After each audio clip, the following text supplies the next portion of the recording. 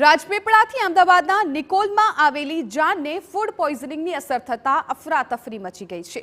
જી હા, પરિવારમાં લગ્ન પ્રસંગને પગલે જાનૈયાઓ ખુશ હતા। રંગે ચંગે વાજતે ગાજતે લગ્ન પણ પૂર્ણ થઈ ગયા।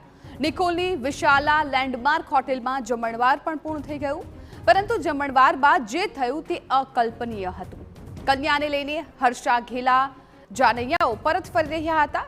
ત્યાં જ એક્સપ્રેસ હાઈવે પર એક સાથે તમામને ઝાડા ઉલટીની ફરિયાદ થઈ। એક પછી એક જાનૈયાઓની ફરિયાદ સામે આવતા ખ્યાલ આવી ગયો કે જમવામાં કંઈક લોચો વાગ્યો છે। પછી શું આખી જાનની બસ માંડવે પરત ફરવાને બદલે સીધી જ હોસ્પિટલના દ્વારે પહોંચી ગઈ।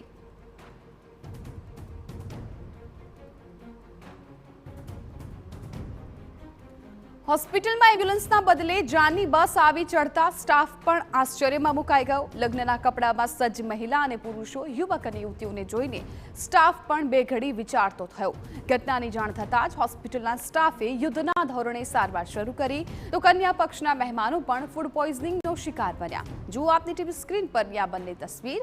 એક તરફ નડિયાદમાં જાનૈયાઓ પથારી બિછાવીને પડ્યા છે, તો બીજી તરફ અમદાવાદમાં કન્યા પક્ષના લોકોને હોસ્પિટલમાં સારવાર લેવાનો વારો આવ્યો છે। ખુદ વરરાજા અને કન્યાને પણ પેટમાં ગડબડની ફરિયાદ ઊભી થતા તેમને પણ સીધા જ હોસ્પિટલ ભેગા કરવામાં આવ્યા। સાંભળો વરરાજાના મુખેથી જ આખરે લગ્ન બાદ જાનૈયાઓ સાથે શું થયું।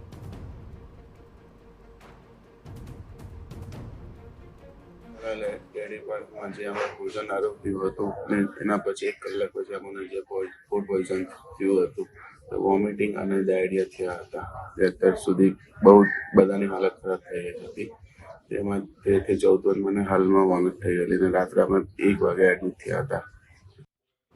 વાત જાણે એમ છે કે લગ્ન પ્રસંગ પતાવીને નિકોલમાં આવેલી વિશાલા લેન્ડમાર્ક હોટેલ એન્ડ બેન્ક્વેટમાં જમણવાર હતો। જમણવાર બાદ જાન રાજપીપળા તરફ રવાના થઈ।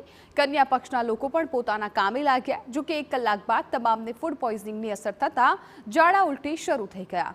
જાનૈયા અને માંડવિયાઓનો આરોપ છે કે હોટેલના જમવામાં કંઈક ખામી રહી, જેનાથી ફૂડ પોઈઝનિંગ સર્જાયું।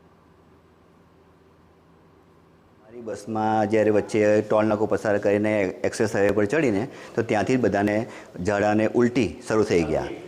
અમારી બસમાં લગભગ 55 જેટલા મુસાફરો હતા। એમાંથી લગભગ તાત્કાલિક ધોરણે આમાં 5 થી 10 જણને તો એકદમ સખત ઝાડા અને ઉલટી થઈ ગયા હતા। લગભગ 20 થી 25 માણસોને એવા ઝાડા થઈ ગયા। અમે તાત્કાલિક 108ને જાણ કરી અને નડિયાદનાથી તરત જ એ 108 3 એમ્બ્યુલન્સ સાથે એક સાથે 108 ત્યાં આવી ગઈ તાત્કાલિક ધોરણે।